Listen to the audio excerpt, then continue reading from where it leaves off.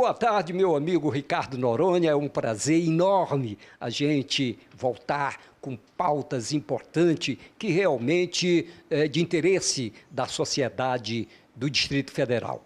E aqui nós vamos falar com o Coronel Wellington Corsino, ele que é o presidente da AME, está aqui do nosso lado. Enfim, ele vai falar sobre essa questão da proposta de aumento salarial dos militares, da Polícia Militar e do Corpo de Bombeiros do Distrito Federal, anunciado na última terça-feira pelo governador Ibanez Rocha. Nós vamos conversar com ele, bater um papo legal com ele. Boa tarde, coronel. Me diga, o que é a AME Brasil? A AME Brasil é a Associação dos Militares Estaduais do Brasil, que congrega todos os policiais militares e bombeiros militares. E, em razão disso, nós estamos prestando apoio global para as associações dos militares estaduais do Distrito Federal, Polícia Militar e Corpo de Bombeiros. Por isso que a gente está nessa briga. Agora, coronel, na última terça-feira, o governador Ibanez Rocha chamou os militares, as representações, para anunciar uma proposta, minuta de proposta salarial da categoria. Como é que vocês receberam esse anúncio?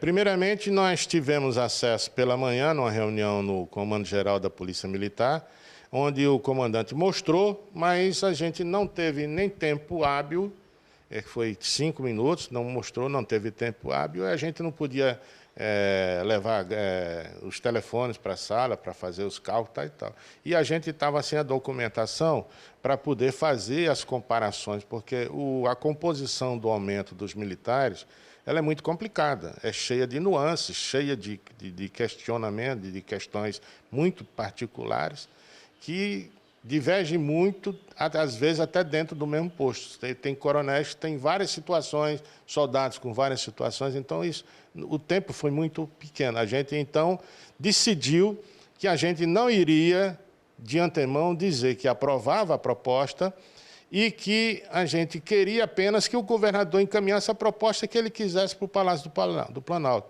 porque no Palácio do Planalto a gente iria tentar, junto ao presidente Bolsonaro, junto ao ministro da Secretaria-Geral da Presidência da República, o ministro Jorge Oliveira, e junto à área econômica do governo, com o ministro Paulo Guedes, enfim, e junto ao ministro Moro, por onde vai tramitar a proposta, a gente teria condições de fazer prevalecer as nossas pretensões, porque nós entendemos e nos foi dito que aquela era a posição final e não alteraria mais nada. E quais são as pretensões? Nós fizemos uma reunião com a bancada do Distrito Federal no Senado Federal, onde todas as associações da Polícia Militar e do Corpo de Bombeiros, lá no Senado, foi o dia inteiro lá de trabalho, debates e trabalho, junto com a bancada coordenada pelo senador Isalci, e foi construída consensualmente uma proposta que, no dia seguinte, o senador Isalci encaminhou ao governador Ibanez e encaminhou ao presidente da República. Porque o presidente da República já tinha dito, numa entrevista com o presidente do Simpol-DF, o Gaúcho, que só iria encaminhar a proposta da Polícia Civil quando chegasse a da Polícia Militar e que deveria ter o mesmo índice de aumento. Então, o presidente foi bem claro, ele é o chefe do governo federal, ele é quem manda no Fundo Constitucional do Distrito Federal. O GDF administra, mas quem faz a concessão, tudo é ele. Então, nós achamos que aquela proposta que nós entregamos era uma proposta que igualava quase de fato os salários da Polícia Militar, bombeiros, com a Polícia Civil. E ficava um sistema pacificado em termos de remuneração. E, para nossa surpresa, no dia seguinte, na quarta-feira, quando nós fomos nos reunir para ver o detalhamento técnico, as questões técnicas da proposta, nós constatamos que, primeiro, o valor oferecido de aumento não foi igual ao dado pela Polícia Civil. Para a Polícia Civil foi 37,5. Para a gente, no bruto, foi 31,4. Só que o nosso soldo hoje é 1 e o soldo final da proposta encaminhada pelo GDF em 2022, nós só vamos ter 17%, 17, uns quebrados de aumento real. Então, o que é que aconteceu? A engenharia que o GDF fez, que eu falo engenharia porque os nossos comandantes, apesar de terem participado lá da reunião e tal, entendo que eles não tiveram acesso, eles não puderam colocar aquilo que a tropa queria, porque eles sabem o que a tropa queria. Ou então, se eles não falaram, é problema deles, mas eles sabem o que a tropa queria. E já existia uma proposta, então não se considerou a proposta que foram feitas pelas associações e encaminhada via bancada do Distrito Federal para o governador e presidente, construíram uma onde aumentava a diferença dos salários entre a Polícia Militar e a Polícia Civil, contrariando aquele pedido, aquela sugestão, Aliás, sugestão não, ele foi peremptório.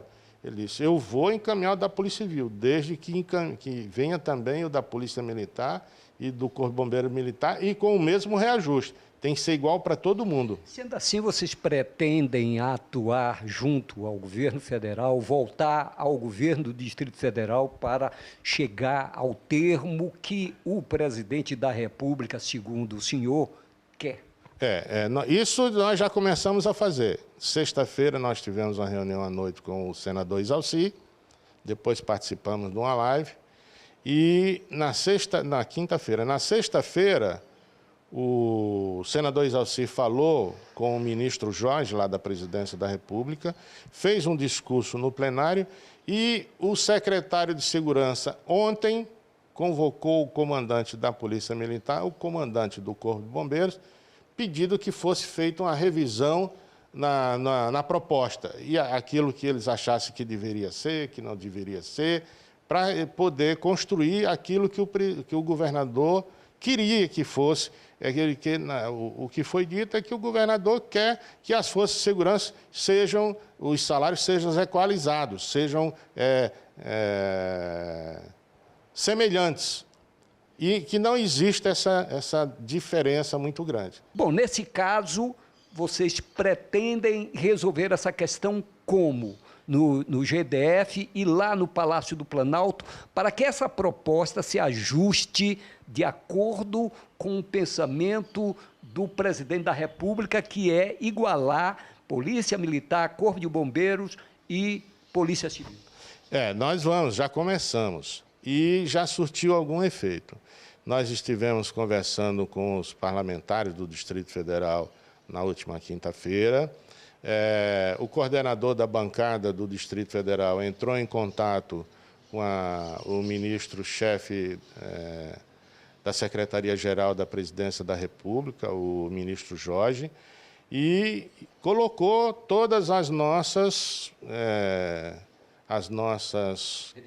reivindicações, os nossos questionamentos a respeito da proposta, e ontem, no começo da tarde, os comandantes gerais da PM e do Bombeiro foram chamados no secretário, que pediu que eles fizessem uma reavaliação da proposta encaminhada e apresentasse todos os questionamentos para ver o que é que poderia ser feito para que a proposta tivesse aceitação e não repúdio, não revolta em função da proposta.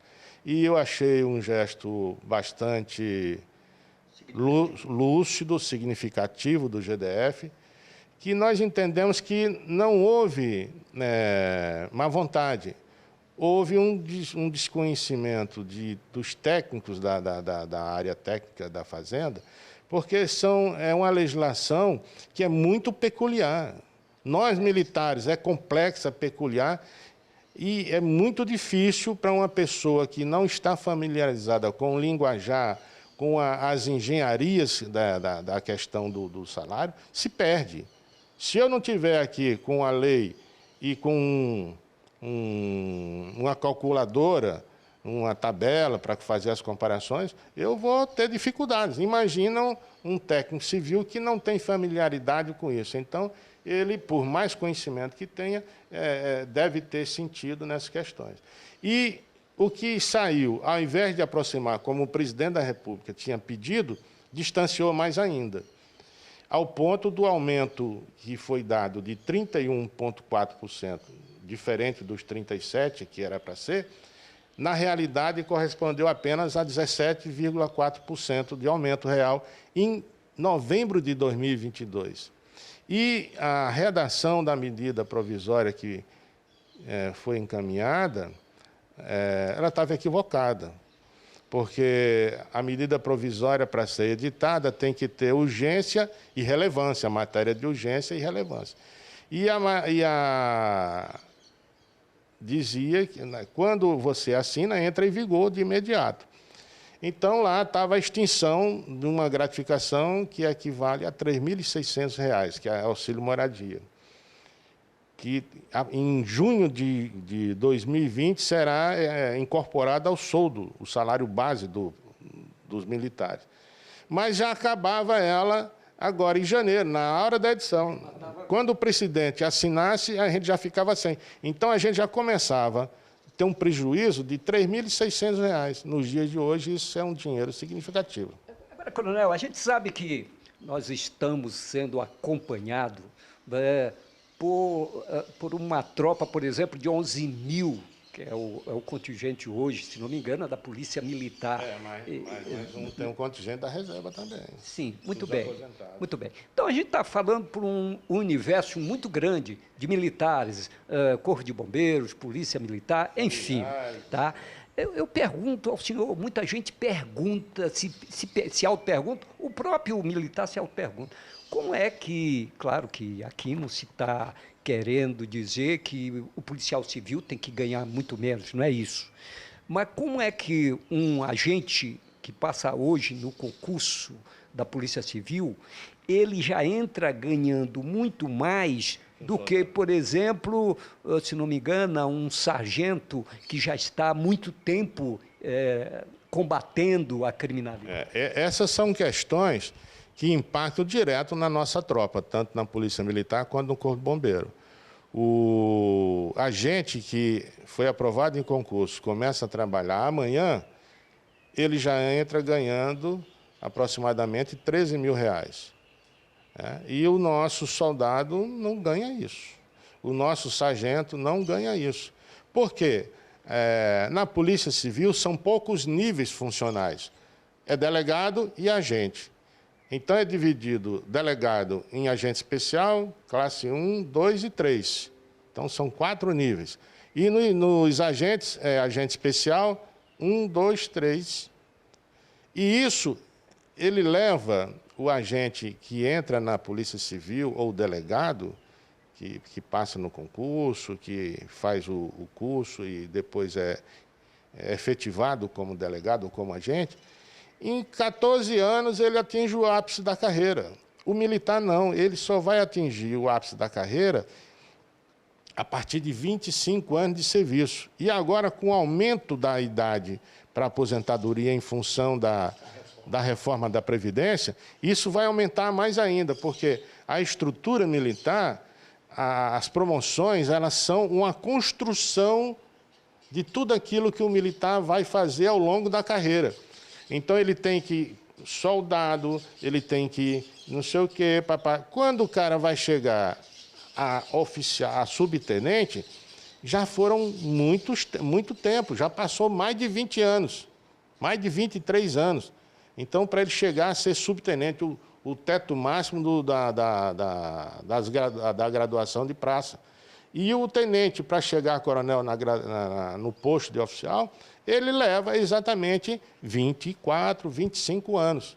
Então, é muito normal um cara chegar a coronel e passar só 2 anos na ativa, porque ele demorou a chegar e o tempo de serviço ele vai embora. Então, essa proposta de vocês, agora conversada tanto com a bancada quanto o GDF vai exatamente resolver essa questão? Não, essa questão ainda ela não vai ser resolvida, porque essa questão ela tem que ser resolvida no Estatuto da Polícia Militar e na Lei de Promoções, porque nós é tudo lei, a nossa legislação é toda lei federal. Então, está sendo falado agora só sobre o aumento, a questão da recomposição salarial. Vai alterar a tabela, o soldo e a data de vigência. Essa parte é a posterior, porque essa outra parte ela demanda muitos estudos, porque aí é mais complexa ainda essa legislação de reestruturação da carreira, do fluxo da carreira. Toda a legislação da Polícia Militar e do Corpo de Bombeiro é competência do Congresso Nacional. Tanto é que já tem decisão do Supremo em julgamento de inconstitucionalidade, dizendo que o GDF, a Câmara Legislativa, não tem competência para legislar para a gente, porque, pela Constituição, quem organiza e mantém a Polícia Militar, a Polícia Civil e o Corpo de Bombeiro do Distrito Federal é a União. Então, a questão do fundo que mantém é da União, a questão da legislação é da União, tudo é competência da União. Muito bem. Olha, foi um bom bate-papo aqui com o Coronel Cino, ele que é o presidente da AME, uma entidade que realmente fala pelos militares do Brasil, em especial aqui do Distrito Federal, né? Ele esclareceu vários pontos que os militares gostariam de saber, em que situação, em que pé está essa proposta anunciada pelo governador. Eu gostaria, então, que o senhor finalizasse para essas pessoas que estão nos assistindo, né? Qual a esperança que o senhor daria, nesse momento, sobre essa causa? Primeira coisa que eu quero fazer, antes de falar da esperança, é dizer o seguinte: nós não somos contra o aumento da Polícia Civil, nós somos a favor do aumento da Polícia Civil, porque é justo, é devido, e eles estão realmente com uma defasagem muito grande desde muito tempo. Mas nós somos a favor, e a nossa esperança, como pediu o presidente Jair Bolsonaro, é que haja uma equiparação real dos salários do setor de segurança pública do Brasil, porque essa questão gera muito problema entre as instituições. Aí fica o soldado brigando com a gente, o oficial brigando com o delegado, e isso não pode acontecer dentro do sistema de segurança pública, porque nós somos complementares uns aos outros.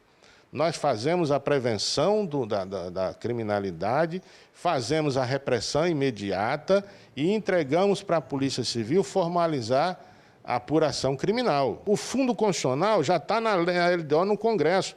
Vai ser aumentado o ano que vem em 1 bilhão e 400 milhões. Só aí já dava para pagar o aumento.